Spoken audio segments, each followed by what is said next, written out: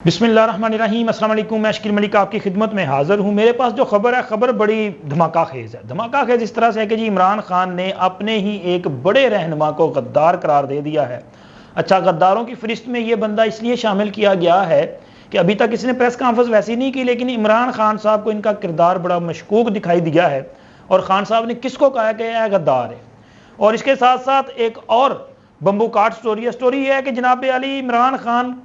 तहरीक इंसाफ की चेयरमैनशिप से भी फारिग होने जा रहे हैं। तो वीडियो का करते हैं आगाज़, और उससे पहले आपसे दरख्वास्त है कि हमारे यूट्यूब चैनल को सब्सक्राइब कर दिया करें, लाइक कर दिया करें, वीडियो को शेयर किया करें और इसके साथ साथ फेसबुक पेज को भी फॉलो कर दिया करें और कमेंट्स बॉक्स में अपनी राय का ज़रूर इजहार करें। तो जी सबसे पहले बात करेंगे इमरान खान साहब की ये जो चेयरमैनशिप का मामला है, क्योंकि कोई भी बंदा अगर सज़ा याफ्ता हो तो मेरा ख्याल है कि वो किसी भी सियासी जमात का ओहदेदार नहीं हो सकता। ये खुद मियां नवाज शरीफ के केस में अदालतें और इलेक्शन कमीशन डिसाइड कर चुका है, और जब एक चीज़ डिसाइड हो जाए तो फिर वो दूसरे पर भी इम्प्लीमेंट होती है। अब ये कैसे मुमकिन है कि जी मियां नवाज शरीफ उनके साथ आपकी वो पंजाबी कहते हैं 751 अल्लाह वास्ते दा वैर, तो जैसा भी था, खैर उस वक़्त की जो ताकतवर इस्टेब्लिशमेंट थी या मोहब्बत इमरान में मुब्तला जो लोग थे उनको मियां नवाज शरीफ एक आंख नहीं भा रहे थे। तो लिहाजा उन्होंने फैसला किया कि जी मियां नवाज शरीफ को सियासत से आउट करना है और उनकी जगह पे इमरान खान को सियासत में इन करना है। अब अल्लाह का निज़ाम देखें कि मियां नवाज शरीफ सियासत में प्लस होने जा रहे हैं, प्लस से प्लस होके वापस आ रहे हैं, वो सियासत में इन हो रहे हैं। और इमरान खान जिन्हें ज़बरदस्ती सियासत में इन किया गया था, इमरान खान अपने मंतकी अंजाम की तरफ बढ़ रहे हैं, फितरती अंजाम की तरफ बढ़ रहे हैं, यानी कि वो आउट होने जा रहे हैं। और इमरान खान साहब ना सिर्फ वो हुकूमत से गए बल्कि अब पार्टी की चेयरमैनशिप भी ख़तरे में है। इसके साथ साथ तहरीक इंसाफ का इंतखाबी निशान भी शायद मैं बात कर रहा हूँ कि आइंदा इंतखाबात में तहरीक इंसाफ का इंतखाबी निशान भी बैलेट पेपर पे ना हो, क्योंकि ये अहम तरीन जो केसेस हैं इनको पुट कर लिया गया है। इलेक्शन कमीशन ऑफ पाकिस्तान की जानब से एक इलामिया जारी कर दिया गया है, कॉज लिस्ट जारी कर दी गई है, जिसके मुताबिक 10 अक्टूबर को अहम केसेस की समाअत होने जा रही है। वैसे तो 10 अक्टूबर को जिन केसेस की समाअत होगी उनमें एक और बड़ा अहम केस है जो निगरान हुकूमत से मुतल्लिक है, लेकिन पहले इसकी बात करें, वो डिटेल भी मैं आपके साथ शेयर करूंगा। तो ये जो जिन 10 अक्टूबर को जिन केसेस पे समाअत होने जा रही है उनमें एक तो जी इमरान खान को पार्टी की चेयरमैनशिप से हटाने का मामला है, क्योंकि इमरान खान तोशाखाना केस में सजा याफ्ता हैं, नाअहल हैं, और कानून के मुताबिक कोई भी नाअहल शख्स किसी भी सियासी जमात का सरबराह नहीं हो सकता। और इसी तरह से मियां नवाज शरीफ को भी मुस्लिम लीग नून की सदारत से हटाया गया था। तो लिहाजा दरख्वास्त गुजार का ये कहना है कि इमरान खान जो हैं वो नाअहल हैं, तो इनको तहरीक इंसाफ की चेयरमैनशिप से हटाया जाए। इस दरख्वास्त पर भी 10 अक्टूबर को समाअत होने जा रही है और इस हवाले से फ्री कैन को नोटिस जारी कर दिए गए, बता दिया गया कि आयो बच्चों 10 अक्टूबर को फिर इस पर बात करें। और इसके साथ साथ तहरीक इंसाफ का जो इंतखाबी निशान है इसको भी वापस लेने के हवाले से दरख्वास्त दायर है, और इसमें भी कहा गया है कि तहरीक इंसाफ ममनुआ फंडिंग लेने में मुलव्वस रही है, लिहाजा इनका इंतखाबी निशान जो है वापस लिया जाए। और इसके साथ साथ इसमें ममनुआ फंडिंग का केस भी ज़ेरे समाअत है कि जिसमें यह कहा गया है कि अभी तक तहरीक इंसाफ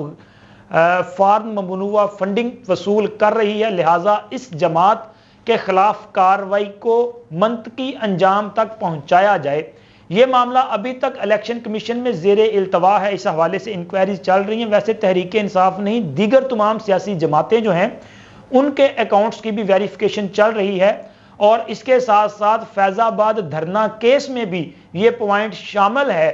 कि तमाम पॉलिटिकल पार्टीज की फंडिंग का ऑडिट होना चाहिए, मॉनिटरिंग होनी चाहिए, और इलेक्शन कमीशन को ये हुक्म दिया गया था।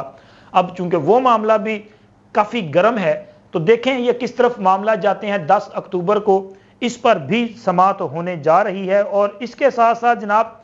تحریک انصاف کے سابق رہنما بلکہ ترجمان، اور اگر میں یہ کہوں نا کہ وہ کیا کہتے ہیں اپنا فن خان چودھری، تو یہ غلط نہیں ہوگا، یعنی کہ چودھری فواد حسین صاحب، انہوں نے الیکشن کمیشن کو، ایک دور تھا نا، مطلب وہ لاڑلے کا سٹیٹس تھا ان کی جماعت کے پاس، اور ان کی جماعت کو جو ہے وہ کوئی وہ کیا کہتے ہیں اکھ پٹ کے نہیں دیکھ سکتا سی، تو اس وقت وہ دھمکیاں دیا کرتے تھے ان کے خلاف۔ الیکشن کمیشن کو دھمکیاں دینے اور توہین الیکشن کمیشن کا کیس بھی چل رہا ہے، جس میں فواد چودھری صاحب کو نوٹس کر دیا گیا ہے اور ان کو کہا کہ آ جائیں آپ بھی، اور الیکشن کمیشن نے ان کو بلایا ہے۔ ممکن ہے کہ فواد چودھری صاحب کی جان خلاصی ہو جائے، معافی شافی مل جائے، لیکن اور لوگ بھی اس میں ملوث ہیں، ان کے حوالے سے کیا فیصلہ آتا ہے یہ بھی انٹرسٹنگ بات ہوگی۔ اور جناب ایک اور اہم معاملہ بھی 10 اکتوبر کو الیکشن کمیشن نے ٹیک اپ کر لیا ہے، وہ ہے نگران وزیر اعظم انوار الحق کاکڑ صاحب اور نگران کابینہ میں موجود مسلم لیگ نون کے حمایت یافتہ افراد۔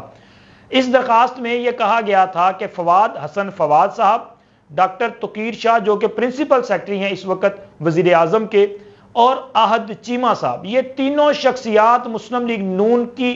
لیڈرشپ کے انتہائی قریبی افراد میں شامل ہیں، اور یہ تینوں افراد مسلم لیگ نون کی حکومت میں اہم عہدوں پر فرائض انجام دے چکے ہیں، تو لہٰذا یہ چونکہ ان کے قریبی ہیں مسلم لیگ نون کے، تو ان کو ان کے عہدوں سے فارغ کیا جائے۔ نگران حکومت اس بات کی پابند ہے کہ وہ کابینہ میں ایسے افراد کو شامل نہیں کرے گی جو کسی بھی سیاسی جماعت سے وابستہ ہوں، تو لہٰذا اس معاملے پر بھی الیکشن کمیشن نے جو درخواست ہے وہ ٹیک اپ کر لی ہے اور نوٹس جاری کیے گئے ہیں۔ اب دیکھیں کیا الیکشن کمیشن 10 اکتوبر کو کوئی ایسا فیصلہ دیتا ہے جس کے مطابق نگران وزیر اعظم اور کابینہ کے ان ممبران کے خلاف کوئی کارروائی کی جاتی ہے۔ خیر جو ہوگا وہ دیکھا جائے گا، اس کے بعد آپ صورتحال سامنے آ جائے گی، لیکن عمران خان کی چیئرمین شپ جو ہے وہ مجھے کافی خطرے میں دکھائی دیتی ہے۔ اور جناب اب بات کرتے ہیں اہم رہنما کی جسے عمران خان نے غدار قرار دیا ہے۔ اچھا یہ اہم رہنما واقعی بڑے اہم ہے یار، نہ صرف پی ٹی آئی بلکہ ملکی سیاست میں اور طاقتور اسٹیبلشمنٹ میں بھی ان کی بڑی اہمیت ہے، اور یہ وہ شخصیت ہیں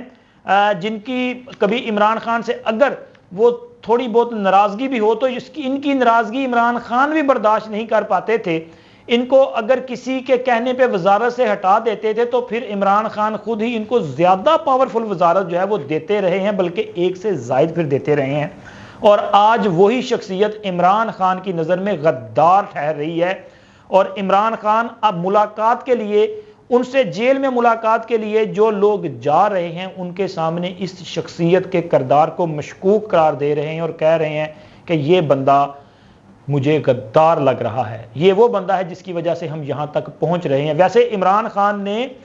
کسی کو نہیں بخشا، عمران خان نے جس بندے نے بھی عمران خان کے ساتھ مل کے اس کو اس مقام تک یعنی کہ وزارت عظمیٰ تک لانے میں کردار ادا کیا ہے، عمران خان نے ہر اس بندے کو ڈسا ہے۔ آپ کے پاس تازہ مثالیں جو ہیں وہ جنرل باجوہ صاحب کی موجود ہے،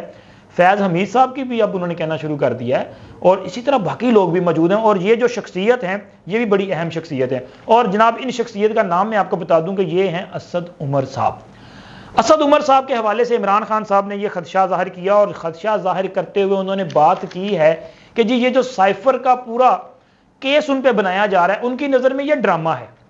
اچھا وہ کہتے ہیں کہ یہ جو ڈرامہ سائفر کا چل رہا ہے سارا، اس میں میرے خلاف اور شاہ محمود قریشی صاحب کے خلاف کارروائی کی جا رہی ہے، ہمارے خلاف چلان پیش کر دیے گئے ہیں۔ اعظم خان صاحب جو اس میٹنگ کا حصہ تھے وہ وعدہ معاف گواہ بن گئے، جس پر وہ عمران خان ابھی تک جو ہے وہ حیرت کا اظہار کر رہے ہیں کہ ان کی نظر میں اعظم خان بڑے جو ہے وہ کمیٹڈ بھی تھے اور ایماندار بھی ہیں، تو لہٰذا وہ کہتے ہیں جی مجھے سمجھ نہیں آ رہی کہ وہ کیسے وعدہ معاف گواہ بنے ہیں۔ لیکن وہ کہتے ہیں کہ اسد عمر کے حوالے سے اب تک جو مطلب چیزیں کھل کے سامنے نہیں آئیں، اسد عمر کہاں پہ سٹینڈ کر رہے ہیں، کیا اسد عمر ملزمان کی فہرست میں ہیں یا گواہان کی فہرست میں ہیں؟ کیونکہ جو چلان پیش کیا گیا ہے اس میں ابھی تک اسد عمر صاحب کا نام ان 28 لوگوں میں شامل نہیں ہے جو گواہان کی لسٹ ہے، اور ملزمان کی فہرست میں 2 لوگوں کا نام ہے، اسد عمر کا نام نہیں ہے۔ حالانکہ اسد عمر صاحب سائفر کیس میں مختلف پلیٹ فارمز پہ عمران خان کے موقف کی تائید کرتے رہے ہیں، ایون کہ وزیر اعظم ہاؤس میں تحریک عدم اعتماد کامیاب ہونے سے قبل جو میٹنگز بلائی گئیں جس میں اہم جو قریبی قسم کے جو تھے نا صحافی، وہ مطلب اپنا یوٹیوبر ٹائپ قسم کے، تو ان کو جو بلایا گیا تھا اس میٹنگ میں بھی اسد عمر صاحب نے اپنی جیب سے ایک کاغذ نکال کے بریفنگ دی تھی کہ یہ سائفر ہے، اس میں یہ کچھ کہا گیا ہے، اور اس کے علاوہ مختلف ٹی وی چینلز پہ بھی وہ سائفر کے حوالے سے عمران خان کے موقف جو ہے اس کو درست ثابت کرنے کے لیے تن من دھن سے جو ہے وہ کام کرتے رہے ہیں. تو لہٰذا ان کا واقع نام نہیں، اور عمران خان یہ سمجھتے ہیں کہ ان کا نام کیوں نہیں ہے، کہیں ایسا تو نہیں کہ اصل جو گواہ ہے یا اصل جس بندے نے یہ سارا وہ کہتے ہیں نا بھانڈا پھوڑا، بیچ چراہے جو ہنڈیا پھوڑی ہے، کیا اس شخصیت کا نام اسد عمر ہے؟ تو آنے والے دنوں میں اس حوالے سے اہم انکشاف ہونے جا رہا ہے. میں نے آپ کو ایک پہلے ویلاگ میں یہ کہا تھا کہ اسد عمر صاحب اگر ملزمان کی فہرست میں نہیں ہے تو پھر ایسی ایک ضمنی ضرور آ جائے گی جس میں اسد عمر صاحب گواہان کی فہرست میں ہو سکتے ہیں. لیکن کچھ لوگوں کا یہ کہنا ہے کہ کیونکہ اسد عمر صاحب کی بیک گراؤنڈ آرمی سے ریلیٹڈ ہے تو ان کے لیے چھوٹا سا میں یہاں پہ ایک سوال چھوڑ کے جا رہا ہوں کہ کیا ختیجہ شاہ صاحبہ کی بیک گراؤنڈ جو ہے وہ فوج سے ریلیٹڈ نہیں ہے؟ اگر ان کو معافی نہیں ہے، اور اگر آرمی چیف یہ کہیں کہ میرے بیٹا بھی اگر ملوث ہوتا 9 مئی میں، اس کے لیے معافی نہیں ہے، تو پھر اسد عمر صاحب کے لیے بھی معافی نہیں ہے. معافی تبھی ہے کہ جب آپ یہ بتائیں کہ جی اس بندے نے یہ جرم کیا ہے تو میں لہٰذا آپ کو گواہی دینے کے لیے تیار ہوں اگر مجھے آپ وعدہ معاف گواہ بنا لیں. تو ایک ہی آپشن ہے، اور تو کوئی آپشن بچتی نہیں ہے. اب دیکھیں کیا صورتحال بنتی ہے. اب تک کے لیے اتنا ہی. اللہ حافظ.